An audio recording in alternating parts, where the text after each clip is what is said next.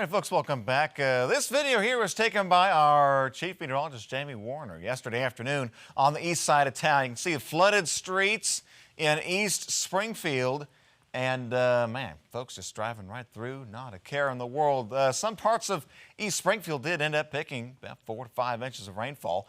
Near Turner's, which is down Sunshine, east of town, I believe, you'll see about 4.91 inches of rain there. East Sunshine, the street, 4.5 inches. Doling Park, 4 inches. East Division and Farm Road 193, 4 inches. Then Fremont and Kearney, 3 inches. Okay, those are all on the east side of town, near Highway 65 and eastward. Picked up the 3 to 4 to nearly 5-inch rainfall totals from yesterday. Okay, that was on your Sunday.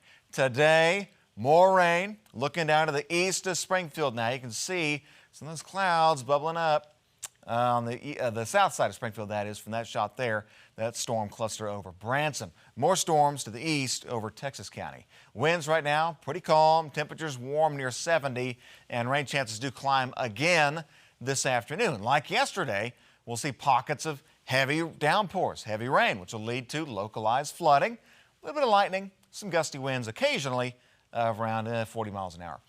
Current pattern, we are in line for the storm track. The jet stream is going to bring through multiple waves of upper level energy all through today, tomorrow, and a little bit on Wednesday.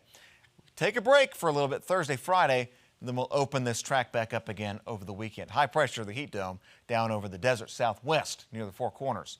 This morning, cluster of storms southern Missouri and east of Springfield near Houston, getting into Texas County, just north of Mountain Grove to Cabul, Plato, Licking.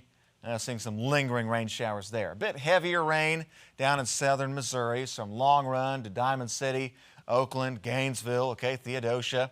Seeing some rain and storms move in there. Nothing severe. Harrison, Arkansas, north of there, seeing some rain. Storms also trying to extend into northern and central Boone County. So what are we going to be looking at for the rest of today? Well, the morning activity will keep on moving east, okay? The motion's going to be from west to east for today. As we look at this afternoon, we'll see another round of showers and storms. Some rain will be heavy today, but not everybody sees rain today, okay? Now, the rain goes away tonight. We're dry tonight. Tuesday, probably begin with maybe some lingering showers like we're seeing now.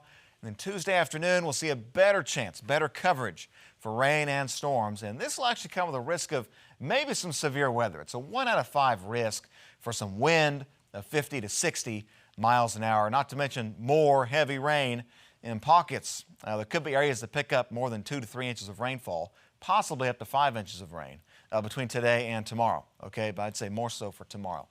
Wednesday, rain showers linger east of Highway 65.